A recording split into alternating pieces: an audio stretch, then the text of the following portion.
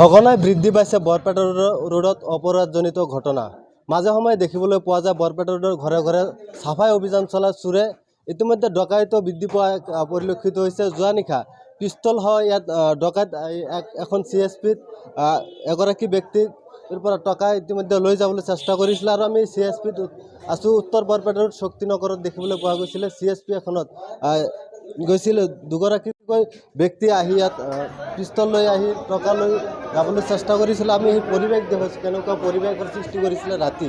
আৰু আমাৰ সৈতে স্থানীয় ব্যক্তি আছে, আমাৰ যিগৰাকী CSP আক্ৰমণ কৰিবলৈ চেষ্টা কৰিছিলে, আমি সবিশেষ আমি জানিব কেনেকৈ এই ঘটনা হয়। তাৰমানে আচলতে কেনেকুৱা হ'ল এইটো মোৰে কোৱাতে মানে কেনেকুৱা মানে হেৰি লাগি আছে। আচলতে মোটামুটি ধৰক মোৰ CSP এনে 8টা-9টা বজাত বন্ধ হয়। সাধাৰণ মানে এনে নৰ্মেলি আপোনাৰ ধৰক 8টা বজাত আমাৰ CSP যোনটো মানে চাৰ্ভাৰ অট'মেটিক মানে অফ হৈ যায়। তেতিয়া আমি এই CSPটো বন্ধ কৰি আমাৰ হিচাপ নিকাচখিনি কৰি গুচি যাওঁ। কিন্তু কালি মোটামুটি 8:10-15ত মানে এজন মানুহ আহিছিল। মানুহ অহাৰ লগে লগে মই তাক সুধিছোঁ যে দাদা কি লাগে? ক'লে যে মোৰ উইথড্ৰল কৰিব লাগে। মই ক'লোঁ যে এতিয়াতো আমাৰ চাৰ্ভাৰ হেৰি আছে, অফ আছে, মানে উইথড্ৰল নহ'ব, তো আজি নহ'ব। সি ক'লে নাই মোৰ পূৰা ইমাৰ্জেঞ্চি আছে, দিব লাগিব। তেতিয়া মোৰ খুৰা আছিল, মানুহজন একচুৱেলি হেলমেট পিন্ধি আহিছিল। মোৰ খুৰাই ক'লে দাদা ইয়াতে CCTVৰ ফুটেজ আছে, আমাৰ ৰুল নাই, আপুনি হেলমেটটো মানে খুলি দিয়ক। সেইটো মানে খোলা নাই। তাৰপিছত কি হৈছে, মোটামুটি 1 মিনিট পিছত আৰু এজন মানুহ এণ্ট্ৰি কৰিছে। এণ্ট্ৰি কৰাৰ লগে লগে সি কি কৰিছে, যেতিয়া এই মানুহজন এণ্ট্ৰি কৰিছে, প্ৰথম ব্যক্তিগৰাকী কি কৰিছে, মোৰ মানে এই ভিতৰত মানে মোৰ কেছ কাউণ্টাৰৰ পিনে গুচি গৈছে। গুচি যাই কেনে মোৰ বেগত মানে কি কৰিছে, থাপ মাৰি ধৰিছে। থাপ মাৰি ধৰাৰ লগে লগে মই কি কৰিছোঁ, বেগটো মানে এৰি তাৰ ভৰিত ধৰি মানে পেলাই দিছোঁ। পেলাই দিয়াৰ লগে লগে সিও বাগৰি গৈছে। বাগৰি যোৱাৰ পিছত দ্বিতীয়বাৰ মানে তাৰ ভৰি ধৰি মানে ওপৰ তলমুৱা কৰি থৈছিলোঁ। পিছত মোক মানে হেৰি এক জেগাত মানে কামুৰিও দিছে, তথাপি মানে এৰা নাছিলোঁ। তাৰপিছত দ্বিতীয়জন ব্যক্তিয়ে কি কৰিছে, পিষ্টলে মোটামুটি 4-5 বাৰমান হেৰি কৰিছে, ফায়াৰিং কৰিছে। কিন্তু মিছ ফায়াৰিং হৈ গুলিটো মোৰ মানে CSPতে মানে পৰি আছিল।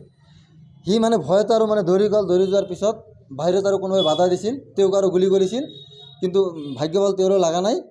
কিন্তু মোটামুটি 5-7 মিনিটৰ ভিতৰত ৰাইজ আহিল। অহাৰ পিছত কোনোবাই মানে আৰক্ষী চকীক খবৰ দিছিল। আৰক্ষী চকীৰ পৰা মানে প্ৰশাসন আহি ইয়াক মানে লৈ গৈছে। আমিও মানে ভাড়া কৰি গৈছোঁ। ব্যক্তিক আটক কৰা হৈছে, তেখেতৰ লগত পিস্তল আছে নাই, আটক কৰা ব্যক্তিজনৰ লগত একচুৱেলি পিস্তল নাছিল, কিন্তু তেওঁৰ লগত 2টা মোবাইল আছিল আৰু এটা পাৰ্চ আছিল। পাৰ্চৰ ভিতৰত মানে তেওঁৰ ডকুমেণ্টছ মানে ড্ৰাইভিং লাইচেঞ্চ, পান কাৰ্ড এইবিলাক মানে আছিল। আৰু মানে বাকী তেওঁৰ লগত মানে একো নাছিল। আৰু তেওঁৰ জোতাযোৰ মানে মোৰ CSPতে মানে আছিলে, এতিয়াও আছে, তাৰমানে বাহিৰত পেলাই দিলোঁ।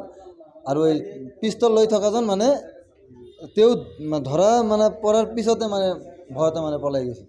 মানে ফায়াৰিং কৰিছিল, কিন্তু মিছ ফায়াৰিঙত ভগৱানৰ মানে কৃপাত মানে কোনোমতে মানে ৰক্ষা পাইছোঁ। আৰু বৰপেটা ৰোডত আপোনালোকে ব্যৱসায় কৰে। বৰপেটা ৰোডত কিছুদিন ধৰি দেখিবলৈ পোৱা গৈছে ঠায়ে ঠায়ে চোৰে লুটপাট চলায়। এনেকুৱা ধৰণৰ যোৱাকালি আপোনাৰ দোকানত আহিছিলে পিস্তল লৈ। এই প্ৰশাসনলৈ কি আহ্বান জনাব এই ক্ষেত্ৰত জিলা প্ৰশাসন? আমি আচলতে আমাকতো মানে ছাপোৰ্ট মানে প্ৰশাসনক আমি এই কৰজোৰে আহ্বান জনাইছোঁ, যাতে আমি সুশৃংখলভাৱে কোনো ধৰণৰ অশান্তি নকৰাকৈ শান্তিৰ মাজত আমি বিজনেছ কৰিব পাৰোঁ। ইয়াৰ প্ৰতি মানে প্ৰশাসনে নজৰ দিব লাগে। এইখিনি আমি প্ৰশাসনৰ ওচৰত আহ্বান ৰাখিছোঁ, যাতে আমি শান্তিত মানে বিজনেছ কৰিব পাৰোঁ, আমাৰ ব্যৱসায় চলাব পাৰোঁ। হয়, ইতিমধ্যে বহুতে শংকিত হৈছে, কিয়নো সময়ে সময়ে ঘটনা সংঘটিত হোৱা দেখিবলৈ পোৱা যায়। কিছুদিন পূৰ্বে কংগ্ৰেছৰ নেত্ৰীৰ ঘৰত দেখিবলৈ পোৱা গৈছিলে চোৰে প্ৰায় 20 লাখ টকাৰ অলংকাৰ লৈ গৈছিলে। তেনেকুৱা ধৰণে এগৰাকী সাংবাদিকৰ ঘৰতো কিছুদিন পূৰ্বে চুৰি কাৰ্য সংঘটিত হৈছিলে। এনেকুৱা ধৰণৰ ঘটনা সঘনাই ঘটিত হোৱা দেখিবলৈ পোৱা গৈছে বৰপেটা ৰোডত। এই সকলোৱে শংকিত হোৱা দেখিবলৈ পোৱা গৈছে।